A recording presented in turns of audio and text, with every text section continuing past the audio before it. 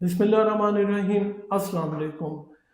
दोस्तों, हम में से बहुत सारे लोग ऐसे होते हैं, जब वो डॉक्टर के पास चेक करवाने जाते हैं तो वो बताते हैं कि जी मेरी टाँगों में बहुत ज़्यादा दर्द होती है और मैं चल रहा हूँ तो मुझे साँस का मसला लेना शुरू हो जाता है और साथ ही साथ जो है वो मेरी छाती में दर्द होना शुरू हो जाती है। अब डॉक्टर साहब आप एकदम मरीज़ को बताते हैं कि जी आपको तो दिल का मसला हो रहा है और आपकी जो दिल की शरेयानें हैं वो बंद होना शुरू हो गई हैं। तो लोग अक्सर बड़ी हैरानी से पूछते हैं कि जी ये टाँगों की दर्द का दिल के शरेयानों के बंद होने से क्या ताल्लुक है? तो बेसिकली अगर एथेरोस्क्लेरोसिस या खून की नालियाँ बंद होने का प्रोसेस शुरू होता है, तो वो आपकी टाँगों से शुरू होता है। और टाँगों में दर्द जो है वो जिस्म आपको खबरदार कर रहा होता है कि आप मुझे चेक करवा लें। इसका मतलब ये है कि मेरे अंदर कुछ ना कुछ हो रहा है। आज की वीडियो में मैं इसी बारे में बात करूँगा कि वो कौन से साइन हैं जो टाँगों में दर्द के वो देते हैं कि जब जिस्म हमें देता है कि मेरी जो है वो दिल की सेहत जो है वो बिल्कुल ठीक नहीं है। आप देख रहे हैं मेरा YouTube channel doctor meets doctor. Video पसंद आए तो लाइक शेयर कमेंट लाजमी कीजिएगा। हमारे जिस्म में दो तरह की नालियां काम कर रही होती हैं। पहले नंबर पे शरेयानी, जो कि साफ खून जो है वो दिल से लेके जिस्म के सारे हिस्सों को लेके जाती हैं। दूसरे नंबर पे वेन्स, जो कि गंदे खून को लेके वापस दिल की तरफ आती हैं और फेफड़ों की तरफ जाती हैं। तो जब भी शरेयानें, आज हम बात करेंगे शरेयानों के ऊपर, तो जब भी शरेयानें जो हैं वो बंद होंगी तो आपको उस जगह पे दर्द होगी और नीचे सिम्टम आने शुरू हो जाएंगे। ये प्रोसेस होता किस तरह है?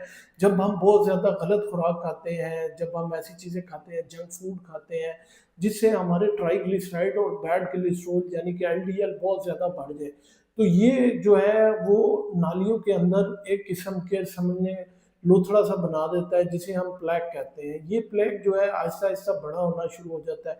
इस पे कैल्शियम, फाइब्रस टिश्यू और डिफरेंट किस्म का गंदा कोलेस्ट्रॉल जो है आगे लगना शुरू हो जाता है और ये फोम सेल बन जाते हैं। फोम सेल के बाद ये इतना बड़ा हो जाता है कि खून की नाली को जो है वो ब्लॉक करना शुरू कर देता है। कई दफ़ा ये फट जाता है। जब ये फटता है तो ये क्योंकि प्रोसेस खून की नालियों के अंदर हो रहा होता है, तो हमारा जो फुटकार सिस्टम, जिसे हम कुव्वत मुदाफ़ियत कहते हैं, वो इसको डिटेक्ट करके इसको जो है बंद करने की कोशिश करते हैं। उसके ऊपर हमारे खून जमने वाले कुलिये, जिन्हें हम प्लेटलेट्स कहते हैं, वो आगे लगना शुरू हो जाते हैं। जब वो आगे लगना शुरू हो जाते हैं तो ये एक प्लैक बनना शुरू हो जाता है और प्लैक इतना बड़ा हो जाता है कि ये खून की नाली को मुकम्मल बंद कर देता है। या फिर ये प्लैक जो है कभी कभार टूट के खून की नाली के आगे जाके ब्लॉक कर देता है, जिसकी वजह से हमारी खून की सप्लाई जो है उस एरिया में ब्लॉक हो जाती है। इसी सारे प्रोसेस को हम एथेरोस्क्लेरोसिस कहते हैं।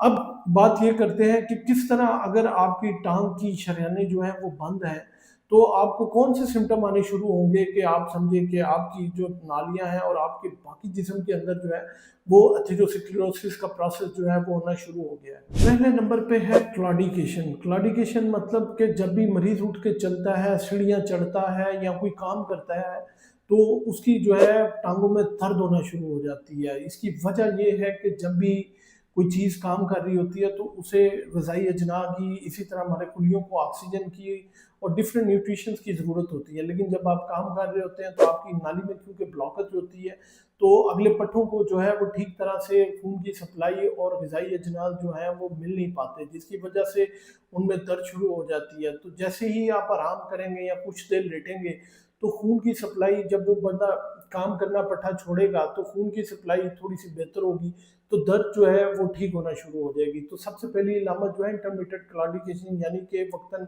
आप कोई भी काम करते हैं तो आपको जो है खून की सप्लाई मुतासर होती है, दर्द शुरू हो जाती है। दूसरे नंबर पे आराम के वक्त की दर्द, ये सबसे एक्सट्रीम अलामत है। इसमें अलामत ये है कि जब आप आराम कर रहे हो तब भी आपको जो है वो टांगों में दर्द होना शुरू हो जाए। अनटिल अनलेस के आप डायबिटिक हैं तो उसमें थोड़े से सिम्टम डिफरेंट होंगे, लेकिन आप अगर रेस्ट कर रहे हैं और आपकी टांगों में दर्द होना शुरू हो गई है और आप उसको प्रेस कर रहे हैं, तो या आप उसको हीट देते हैं तो नालियाँ थोड़ी सी टूटती हैं, तो आपकी सप्लाई बेहतर होती है, तो आपकी दर्द होना जो है वो ठीक हो जाती है। तीसरे नंबर पे जो है वो है गैंग्रीन। जब खून की सप्लाई बिल्कुल जो है वो बंद होना शुरू हो जाएगी, आगे ब्लड सप्लाई जा ही नहीं रही, तो वो हिस्सा जो ब्लॉकेज से आगे होगा वो ब्लैक कलर का होना शुरू हो जाएगा और वो ठीक होना नहीं होगा और वो आगे से ख़राब होना शुरू हो जाएगा। आहिस्ता आहिस्ता जो है वो उसमें से स्मेल आनी शुरू हो जाएगी, जैसे एक डेड टिश्यू में होगा। अब ये बहुत सारे लोगों में होता है ऐसे। इसके और भी बड़े से साइंस हैं कि अगर आप समझते हैं आपकी खून की नाली रुक रही है, तो आप अपनी दोनों टांगों का टेम्परेचर को कंपेयर कर सकते हैं कि आप एक टाँग पे हाथ लगाएँगे तो जिसकी आपको लगेगा कि सप्लाई कम है, तो वो ठंडी होगी बनिस्बत दूसरे की जिसमें खून चल रहा होगा। दूसरा, आप अगर ऊपर से स्किन देखेंगे तो वो भी डल किस्म की होगी और आपके हेयर जो हैं वो रिमूव हो चुके होंगे, क्योंकि उनको भी जो है ब्लड सप्लाई और न्यूट्रिशंस जो है वो ठीक तरह से नहीं मिल रहे होंगे। इसके साथ-साथ आपको दीगर अलामात भी मिलेंगे, उसमें पैरों का सुन्न होना और बहुत ज़्यादा दर्द होना। इसके अलावा जो है वो पैरों के नाखूनों का मोटा हो जाना और स्पून शेप्ड हो जाना। और फिर आखिर में जो है आपकी जो ज़ख्म है, अगर उस जगह पे ज़ख्म होना शुरू हो जाए तो वो ठीक नहीं होता। वजह ये है कि ऑक्सीजन की सप्लाई नहीं मिल रही होती, ब्लड चल नहीं रहा होता, जिसकी वजह से ज़ख्म बिल्कुल नहीं ठीक होता।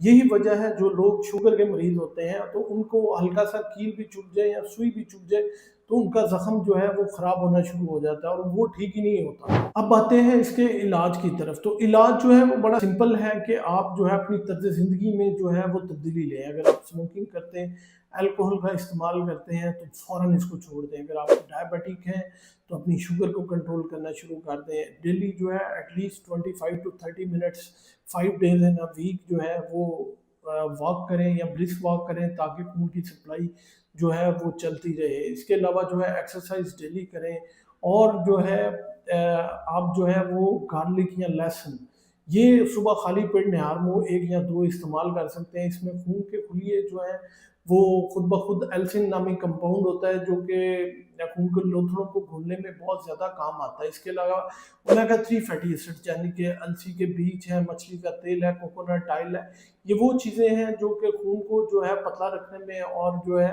उसकी सप्लाई को बढ़ाने में बहुत अहम किरदार अदा करती हैं। अगर आप समझते हैं कि फिर भी फ़र्क नहीं पड़ा तो किसी मुस्तनद डॉक्टर के पास जाएँ, अपना डॉपलर अल्ट्रासाउंड करवाएँ कि क्लॉट है किधर।